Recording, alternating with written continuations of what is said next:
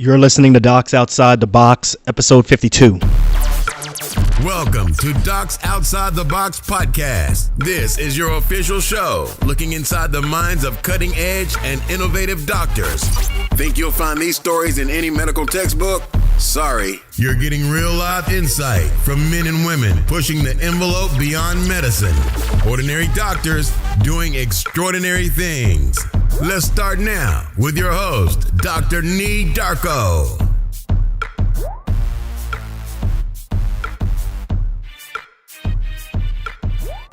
This episode is brought to you by Set for Life Insurance.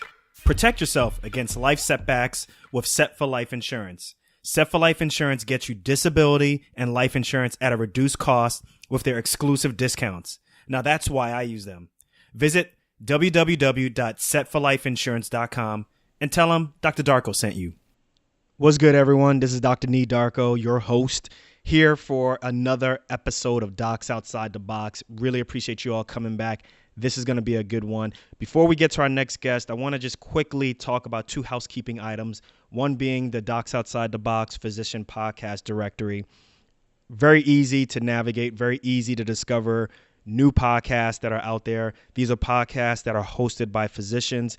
Just go to the website, www.docsotb.com, and then select on DOTB directory, which is a menu item. And you can either submit a podcast if you're a physician podcaster, or you can view podcasts if you're just someone who's looking for additional podcasts. And it's very easy to view. It's very easy to use. And also at the same time, there's an option where if you want to leave a review, if you want to leave a critique of these podcasts, it's very easy to do so. So make sure you use that podcast. Make sure that podcast directory, make sure you let other people know about that. Also, I want to quickly just thank everyone who's left Apple Podcast reviews, as well as other reviews on the website and on Stitcher Radio. I know I used to read this stuff on the show. I will get back to doing that. It's just that I've had so many great guests that sometimes reading all of the reviews and then getting to the show, it made the show so much longer. So I just want to say thank you all for leaving your critiques. I've looked at all of those critiques, whether it's good, whether it's bad, and I've tried to make the show a lot better. So also real quick, don't forget to check out Docs Outside the Box Nation. That is our Facebook group. All you have to do is type into your website, docsotbnation.com. It'll take you directly to the Facebook group, and there you can network with other like-minded people. You can also get recaps as well as live streams from me on previous episodes, future episodes, or just in general where my mind is at in terms of getting new guests and things of that nature. So please check out the Facebook group. I think you all will be very pleased about that. Now, on to our next guest. So before I introduce my next guest, I just really want to stress this one point. Now, I think it's very important that we have people from various backgrounds to tell their stories of living outside the box on this show, Docs Outside the Box, right? Whether it's a voice that's coming from the suburbs, whether it's a voice that's coming from the city, rural areas, the docs that I have on my show, they're going to give you a view. They're going to give you a perspective. They're going to give you solutions that I think it's very easy to tell. Like, we all collectively can learn from these points of view.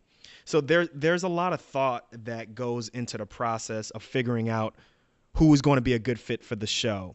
And I'm going to take pride in that. I'm really proud that my guests have and continue to give relatable and actionable advice to you all. And that continues with my next guest. My next guest, similar to Kevin Poe, also known as Kevin MD, my next guest really understands the interplay between doctors, media, as well as the communities that we all serve. She brings a very unique perspective on how we measure, determine, as well as improve the health of a community.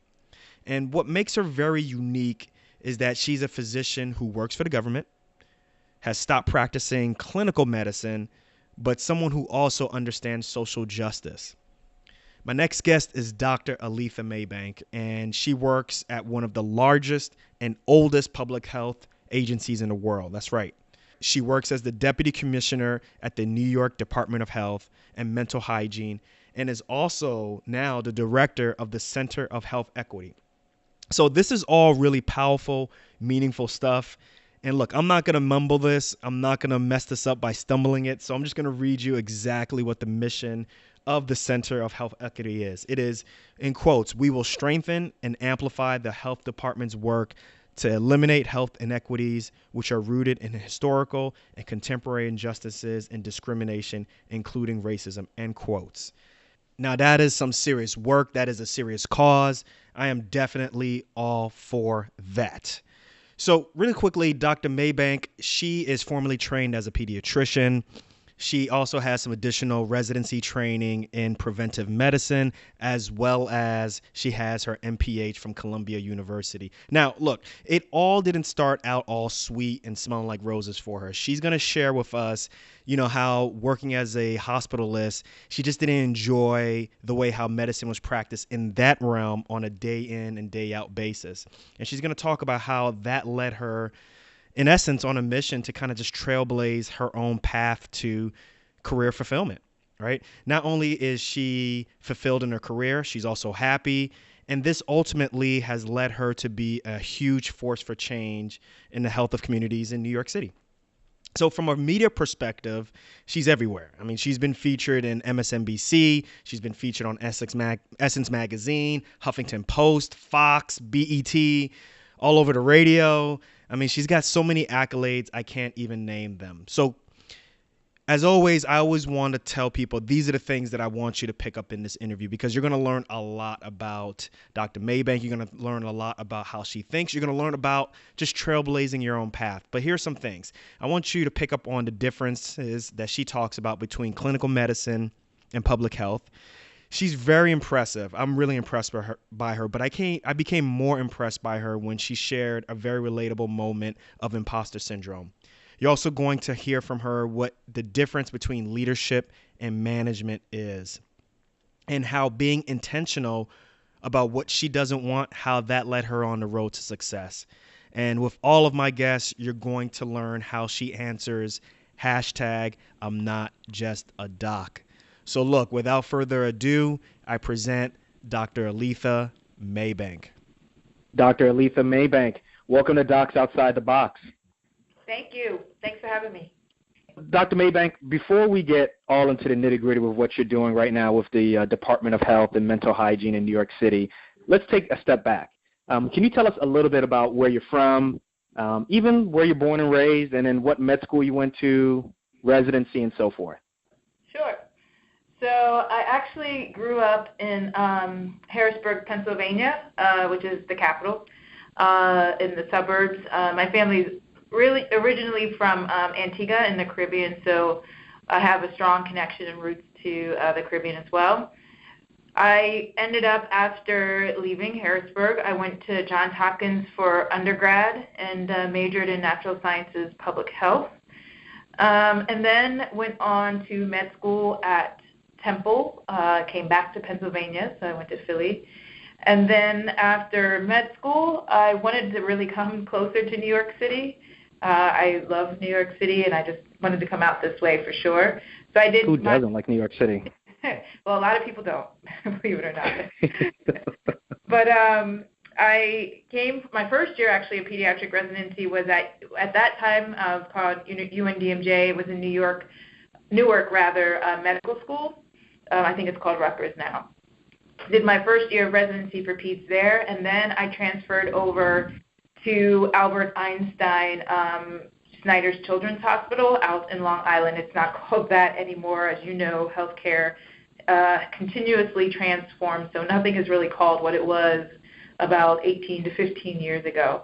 But I ended up finishing my peds residency at Albert Einstein. And then I went and worked for 2 years as a hospitalist to really buy some time. And we can get into that if you want. But after that time that I bought, I ended up going back into doing another residency in preventive medicine public health. And so that was actually at SUNY, State University of New York, Stony Brook, and then they paid for the MPH at Columbia School of Public Health. Dang. What made you decide to go back and do a residency in preventative health?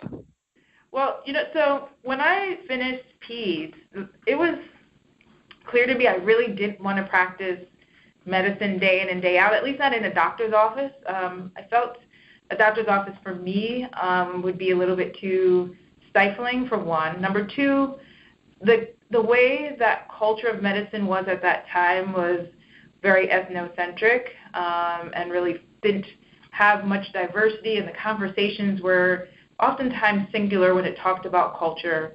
And then third, it didn't have a good appreciation of the medical culture, that there are, or at least they didn't want to acknowledge that this happened, that there are many things that influence a child's health. So having just seeing a child come to you, taking care of that child in that immediate moment, and then not really focusing or paying attention to all the social factors, where the child lives, what's happening in their day-to-day, are they doing well in school, what does their parents have access to, are their parents in their lives, all these things that impact health that you really couldn't have the conversation with. I would hear, it's the social work's responsibility to take care of that. They'll focus on that, and that just didn't make sense to me. So I hear that a lot, definitely. In trauma, we get that a lot also. There's a lot of psychosocial issues, socioeconomic issues, and oftentimes, just like what you heard, we say, just let the social worker take care of that. And obviously there's a lot of return in trauma also. So I'm sure that had to be really frustrating on your part also. Right. And so, I think we as, students and folks who experienced some of that trauma either in our own personal lives, or we have a connection because of who we are serving to our patients. I think in more intimate ways, we're very clear the medical community is not that diverse, and oftentimes they don't have that kind of personal connection to experience that allows kind of hearts to open up in a different type of way. And so I knew that in order for my own kind of happiness within the field of medicine, or else I would become very frustrated, that I needed to figure out what to do. And when I was at Hopkins, I said I was natural scientist, public health. I initially was actually biology, and I just didn't like all those straight science courses. I was like, this is too much for me. So Hopkins at that time, they didn't have public health majors back then. They have lots of public health majors now, like where they have actually at the undergrad. We were actually allowed to go down to the School of Public Health and take courses. So I remember that, and I remember it was like Native American Health was the first course I took, and I was like, wow, this is great. I'm learning about history and culture and how it impacts somebody's health. And it was just really exciting for me. So I remembered those roots. And when I heard about a preventive medicine residency in public health, I was like, oh, well, maybe I need to look at this a little bit more closely. And I did. I had some opportunities where positions opened up, and I really didn't have to search too hard because somebody, dropped out, and I was able to kind of go into the position. And that's how I ended up in preventive medicine. Did you find that you ended up talking to other people? Like, did you have any mentors, or did you have any colleagues who you kind of verbalized during your time as a hospitalist that I'm not really feeling this? And if you did they were they supportive? Were they negative? How did that go? That's a very good question. I would say for the most part, many people didn't really get this idea of not practicing medicine as a physician. Especially my mother. I went to med school so long. What was I thinking? But it was hard to find support in that area. I had other friends who were going that route, and they were really the ones who were the inspiration for me to believe that I could actually do this, and that I didn't have to go that typical route. But I can't say at that particular time there were mentors. I had mentors post that after I got into public health, but none really to kind of encourage me and say, hey, go ahead and do this. It was really by watching some other courageous young physicians do it. Okay. All right. So now you're in your career as you're in your residency doing preventative medicine. Tell us how that went, and then when did you start getting this thought process, okay, like I want to be everywhere, like, because you are in so many different ways in media, which is phenomenal. But talk us through that process of just going through preventative medicine as a residency and, I guess, proverbially having the light bulb go off. Right. So for my program, residency director for preventive medicine would just tell you it's preventive medicine, just to be clear, and public health, because preventive is an adjective that means something else. So preventive medicine. Thank you. You're welcome. I was fortunate when I was a preventive medicine in Long Island, or a resident in Long Island. There happened to be a black commissioner of health. Dr. Brian Harper was the commissioner of the Suffolk County Department of Health.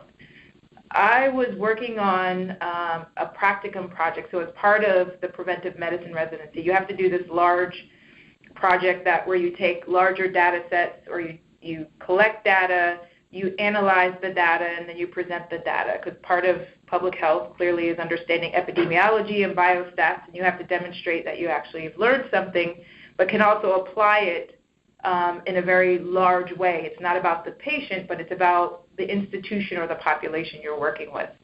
And so my practicum work was looking at, I was actually placed at a health department there in Long Island, and I was looking at assessing the cultural attitudes among the employees within the health department. I've always been very interested in just culture of anything, whether it's culture of an institution, culture of society, culture of neighborhoods, and how it influences health, but more specifically, how does it influence behavior and choices. And so while I was doing that practicum work, the commissioner heard about me doing this work, and there was a movement across the country that was happening in starting offices of minority health. And there were about probably 30 states at that time that had offices of minority health. There was one other one at a local level in New York State, and so he wanted to start the second office of minority health out there in Long Island. And so they asked me, actually before I finished my residency, would I be interested in being the founding director of the Office of Minority Health. I was fortunate to have a program director, Dr. Dorothy Lane, who was and is just highly receptive of opportunity, but also had a strong belief in my leadership potential, which I probably didn't even recognize or see at that moment. That's what I was about to say. Did you recognize that about yourself? No, not really. Not at all. No. Because that was like really before I started leadership positions. This is like my first, the Office of Minority Health ends up my first leadership position in this kind of way. I'm going to let you finish, but I just want to get because I want to get into that thought process that you were at when someone presented you with this situation, because sometimes, on the show we talk about, limiting thoughts at times, and sometimes we can be our own worst enemy. Did you find yourself when they presented you with that opportunity, did you ever start thinking to yourself, why are they asking me? I can't do this, or maybe just kind of like a fear of success or something like that? Yeah, that's a great question, and absolutely. We all sometimes can be our own stumbling blocks and can say messages to us that aren't always productive. And so, I did say, it's an opportunity. I was like, I really didn't have much experience, honestly, in anything related to health disparities at that point, or health equity. What I had was an interest through my coursework. At Columbia, I took a few courses in doing this project, but I was like, do they realize this? I really hadn't had experience outside of residency in terms of managing people, putting together an office, and I especially didn't have any experience working in government. So I guess, part of the leadership, and this, and in the work that you're doing and all this that you're leading, that we as leaders sometimes don't even recognize the courage that we do have, and we just do it, and we're willing to take that risk because we see something larger, and we see that there's a vision there, and we do ultimately believe in ourselves, and that we probably also have a good amount of support around us to say, you know what, go ahead forward and go ahead and do this. And so I did have a lot of support, too, to say, you should go ahead. Who else is going to really do it?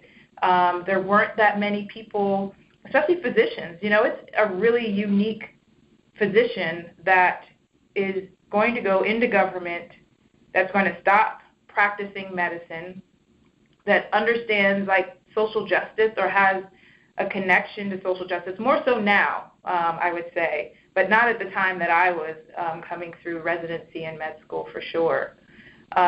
So, I had those pieces.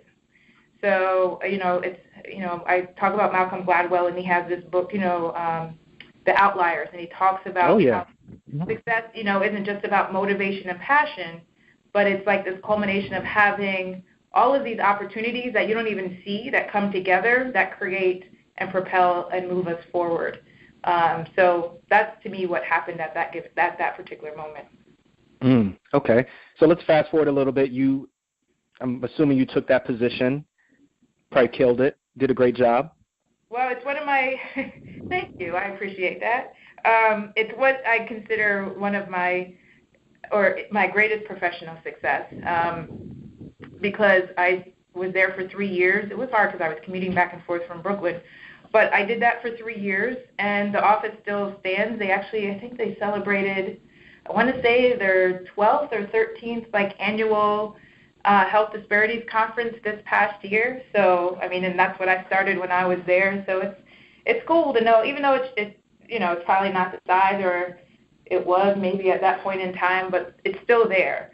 So to know that you're the founding director of something, it still has activity, it's still relevant, feels good. Now, if I may ask you this question, what's the biggest difference working in public health as opposed to being in clinical medicine? What's the biggest difference, right? Obviously, you're in clinical medicine, you're dealing with one patient at a time, or several patients at a time. You're worried about lab values, you're coming in the morning to round, and then you compare that with taking care of, in essence, patients on a 30,000-foot view, on a 1,000-mile or even a million, population-based type of view. Talk about or compare and contrast the differences there if you can. Yeah, I should say that for me, the difference between clinical medicine and public, and I want to make sure I'm distinct that I'm also in government and public health, because you can be in public health and be in a community-based organization, a foundation, and all of that. As a government public health person, it definitely has that macro view that you talked about. This opportunity city, New York City is a city of 8.5 million people, and so, to impact people on this level is quite remarkable, rewarding, and powerful. In terms of the day-to-day, when I was a hospitalist, and the way that worked when I was in the neonatal intensive care unit, I woke up, I saw the patients, and there was kind of this cycle of which people came and they left, they came and they left, and I saw different people, but there wasn't continuity kind of in thought and in planning to change lives in a bigger way. So my work here has a lot to do with being thoughtful in terms of planning for the future or planning forward, whether a month away, 2 years from now, or 3 years from now. And so that process is different of how I approach work.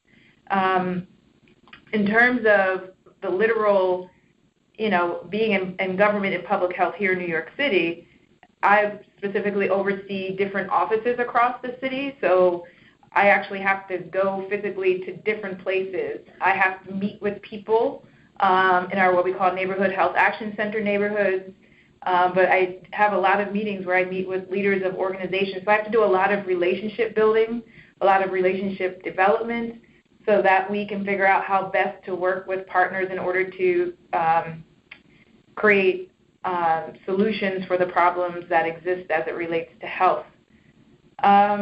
I oversee the management piece is probably the biggest piece. This has been the greatest learning lesson, I would say, is this distinction between leadership and management. All right, let's talk about that. Let's get into that. So leadership, there's something I feel innate in leadership. You're a leader, like you just kind of lead. Like you've been born with this ability to inspire and see things and have vision, and that's not easy for everyone, but that's who I am. So that part I kind of get. The management piece, the idea that now I have to lead people and to help. How do I figure out how to operationalize that vision? So actually have some action happen behind it requires a whole different skill set that oftentimes you're not trained in how to do in med school or residency.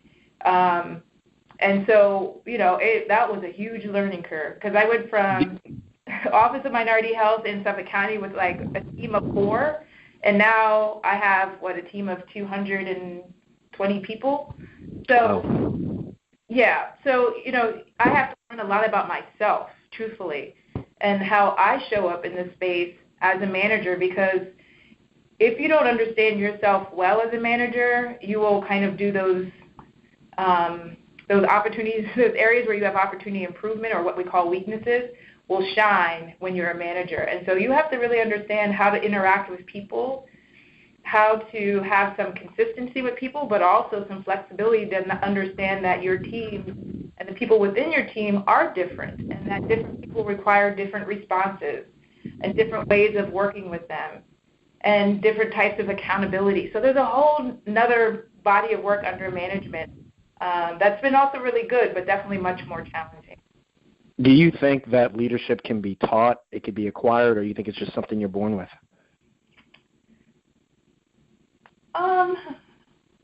I think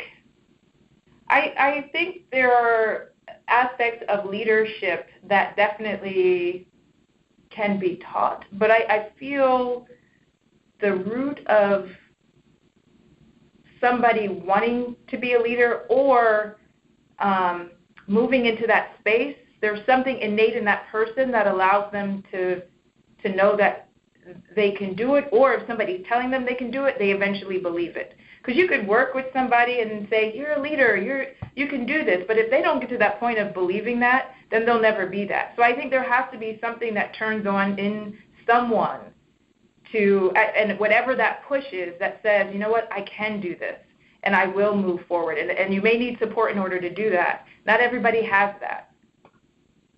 Obviously, as you're now the founder and director of the Center of Health Equity, can you talk about that a little bit, actually? Sure. So the Center for Health Equity is now 3 years old, 3.5 years old. And this was when our Commissioner of Health here, Dr. Mary Bassett, she came back on board and really wanted to focus more explicitly on health equity, health disparities, and make sure that all that we did across the health department had that lens.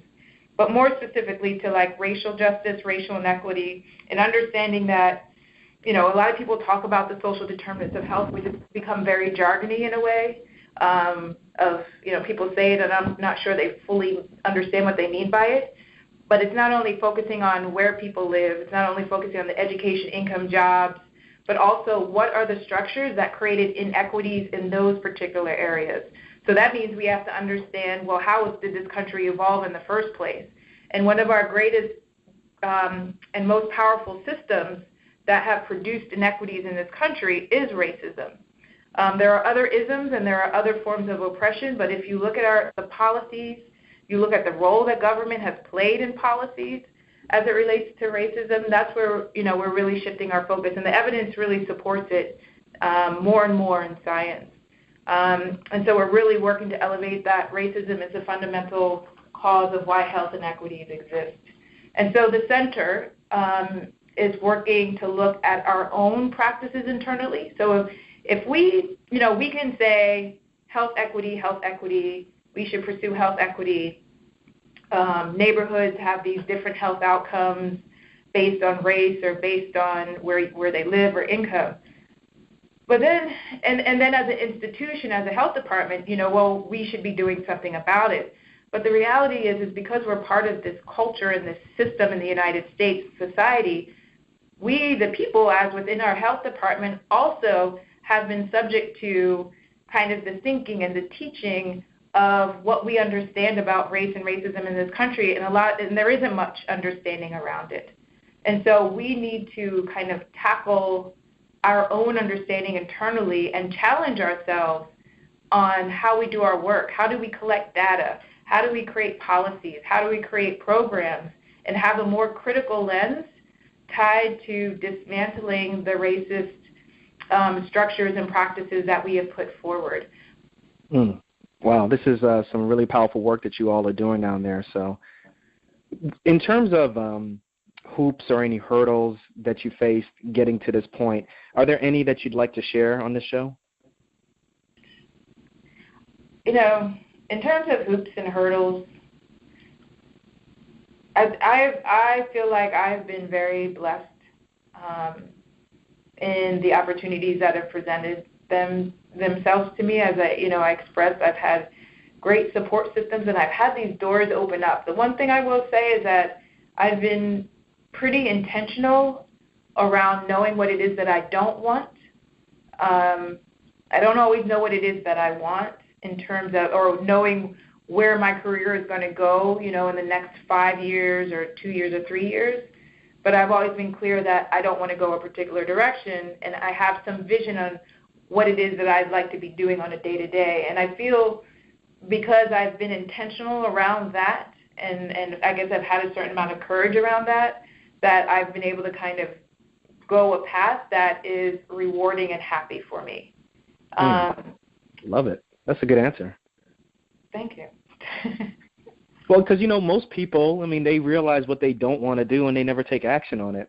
And then, they end up complaining, or they end up kind of doing the same things over and over again, kind of spinning their wheels in mud, unfortunately not taking action. And then, they're 5 years, 10 years deep in things that they don't want to do. So the fact that you can recognize that, even though not knowing what the next step may be, I think that's admirable. So we're getting towards the end of the interview. We're going to ask some fast-fire questions like I do with all my guests. Literally, I'm just going to ask you a question. Just think about the first thing that comes off the top of your head. You ready? Game? Uh-huh. I hear some trepidation on that end. Don't worry. We'll get through this. We'll get through this, Dr. Maybank. Good. So what's one thing you want people to learn from this podcast? Exactly what we just talked about. I think the one thing I want people to learn is to believe in yourself, follow your intuition. I know that's the second thing, and go with it. That's the third thing, but it's all lumped together in a package. Love it. Love it. Let's say you got a chance, Dr. Maybank, you got a chance to go back and talk to your younger self as a pre-med, maybe even as an earlier med student. What kind of advice would you give yourself back then? Probably the same advice, honestly. And I think it's just having that sense of confidence in who you are, especially as a person of color. There are many times in which we question, do we even belong at this table? That still happens now for me. Folks have a perception of me that, I walk into a space and I'm fully with it and I fully have all this confidence and but honestly, I still question myself almost every single day. Am I doing my job good enough? Am I good enough to even be around this table? Am I good enough to be thought of a leader in this way? And so I think it's a constant conversation and making sure you have people around you also for you to believe and know that you are enough, and for me to know that I am enough.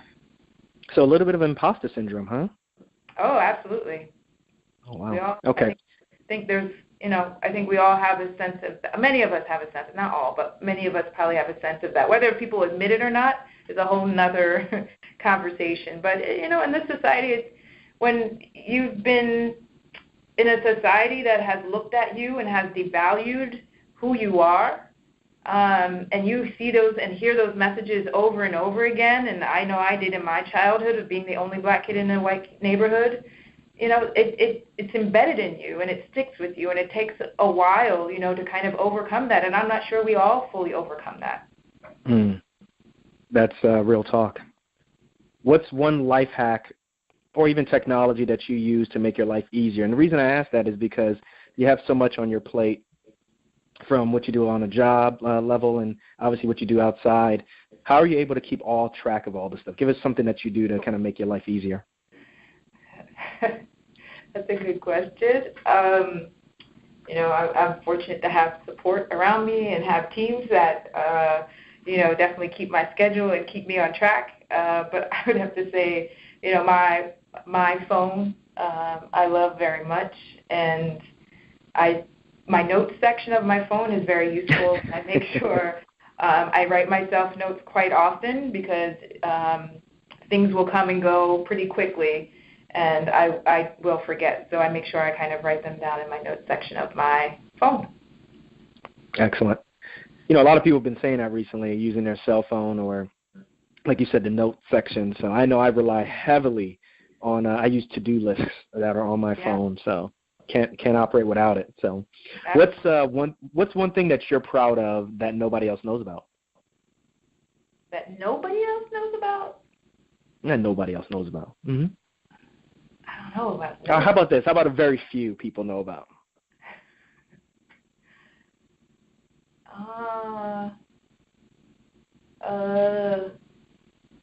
don't know. I was going to say something else that a lot of people know about that I am very proud of, though. I can't. Let's do that then. It's okay. We can do whatever you want to do. Let's do it. Okay.